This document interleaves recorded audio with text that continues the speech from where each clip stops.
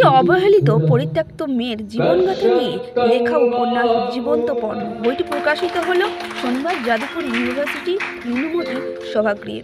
পাশাপাশি ছিল সাংস্কৃতিক সন্ধ্যা অনুষ্ঠান, যা ছিল দেখার মতো। বইটি লিখেছেন মৌসান। তিনি বলেন, এই বইতে রয়েছে একজন দেহ ব্যবসায়ী যার মান, অভিমান, ভালোবাসা, ইচ্ছা সব কিছু নিয়েই আমি ভেবেছি এবং সেটা তুলে ধরার চেষ্টা করেছি। আশা করছি সেটা সবারই ভালো লাগবে এবং ব্যাপারগুলো বুঝতে পারবে। তবে এই বই বিক্রির সমস্ত টাকা তুলে দেওয়া হবে দুস্থ, অসহায় এবং বিতাড়িত মায়েদের সাহায্যার্থে। তবে সমগ্র অনুষ্ঠানটি সুন্দরভাবে পরিচালনা করতে দেখা যায় কৃষ্ণানু গাঙ্গুলিকে।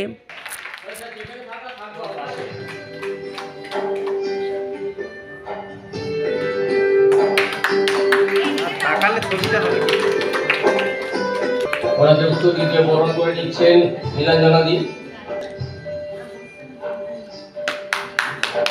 আর নিবেদন দিচ্ছেন অবিন্দ্রনাথে বরণ করে নিচ্ছেন।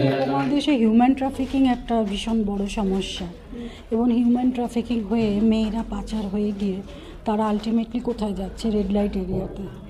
আমরা শরৎবাবুর গল্পে বা অন্য গল্পে, রবীন্দ্রনাথের গল্পে কোনো রেড লাইট এরিয়ার মেয়েদের বা দেহ ব্যবসায়ীদের পেয়েছি, কিন্তু একটা দেহ ব্যবসায়ীর যে জীবন কাহিনী প্রথম থেকে তার অভিমান, তার যে ভালোবাসার ইচ্ছে, তার যেভাবে তার জীবনটা চলে, সেটা নিয়ে কোনো গল্প আজ অবধি হয়েছে বলে আমি অন্তত শুনিনি। এবার বিষয়টা হচ্ছে, আমি গল্পটা লিখেছি, দুর্বারের সাথে আমি যুক্ত ছিলাম বিভিন্নভাবে। দুর্বারের ভদ্রমহিলার সাথেও আমি দেখা করে গল্পটা লিখতে গিয়ে আমার মনে হয়েছিল কোথাও যেন ইমোশন কম হচ্ছে। আমি সেখানে থাকতেও চেয়েছিলাম সেই রেড লাইট এরিয়াতে দুদিনের জন্য, কিন্তু ওরা অ্যালাউ করেনি, স্বভাবতই অ্যালাউ করবে না। তো এই গল্পটা লেখা এবং যেহেতু আমার হাজব্যান্ড আইনজীবী, তার এইভাবে দেওয়া এইরকম একটা গল্প লিখে আমি টাকা রোজগারের জন্য, সুতরাং এইরকম গল্প গরিব মানুষদের জন্যই ইউজ হয়ে যাক বিক্রি হওয়ার পর, সেইটুকুই আমার ইচ্ছে। সেজন্য এবং গল্পটা মানুষের কাছে পৌঁছবে অ্যাটলিস্ট, এবং আইনজীবীদের কাছে পৌঁছোক। আইনজীবীরা এটা সুমোটো মামলা করুক, কেন আজও দেহ ব্যবসায়ী আইন স্বীকৃত নয়। পুলিশের একটা পারমিশন নিয়ে ওরা রেড লাইট এরিয়া করতে পারছে, বাট আইন স্বীকৃত নয়, কেন তারাও আজ অবহেলিত।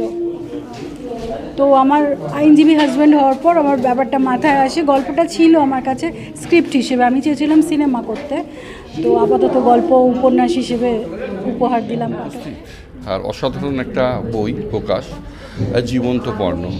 যে মানুষ, মহিলারা যে পণ্য নয়, বাজারে কেনা বেচা হয় না, সেটাকে কেন্দ্র করে মহসেন যেভাবে লিখেছেন, এবং ওনার লেখা অসাধারণ। ওনার লেখায় বহু সিনেমা হয়েছে এবং উনি জীবনের যেসব বাস্তব দিকগুলো মহিলার হয়ে এপিয়ার করছি কোর্টে। এবার কোর্ট চেয়েছে একটা জায়গায় নিয়ে আসতে জিনিসটাকে, বিভিন্ন অ্যাঙ্গেলে এটা রাজনীতিকরণ হয়েছে বা মানে বিভিন্ন দিকে সুরাহা। দেখুন, সুরাহা কীভাবে মিলবে? মানে সুরাহার কয়েকটা ধরন রয়েছে। হ্যাঁ, এটা ট্রায়াল ম্যাটারটাই একটা অন্যরকম জায়গায়। যখন আমরা ট্রায়ালের ব্যাপারটা রয়েছে, ট্রায়ালটা একরকম হবে। এর সুরাহা কোথায় আমি সত্যি জানি না, আমি তো জানিই না, কিন্তু এটুকু বলতে পারি যে আজকের এই অনুষ্ঠান নিয়ে আগে বলি, কারণ আজকের এই অনুষ্ঠানে এসেছি। আমি একটা বই প্রকাশের অনুষ্ঠান ভেবেই শুধু এসেছিলাম, কিন্তু এখান থেকে আমি এতটাই কিছু নিয়ে যাচ্ছি আমার মনের রসদ, যে সেটার জন্যে আমি মৌসানের কাছে কৃতজ্ঞ রইলাম। আর আজকের কথা যেটা, মানে রাত 2টো বেজে গেছে আমি বাজাচ্ছি, এরকম হয় অনেক সময়, এরকম হয়, যেটা নেশা আর কি। ভালো লাগা, মানে কেউ যদি চায় একটা জিনিস আমি করব, আমার মনে হয় সেই টার্গেট যদি তার থাকে, সে একদম শিওর সেই জায়গাটা করতে পারবে। কারণ মাউতার গানটা একেবারেই আমার কাছে নতুন ছিল। যখন ধরলাম কঠিন লাগছিল, আস্তে আস্তে নেশা হলো, ছোটো ছোটো গান বাজাতে শুরু করলাম, এবার আস্তে আস্তে যাত্রা শুরু।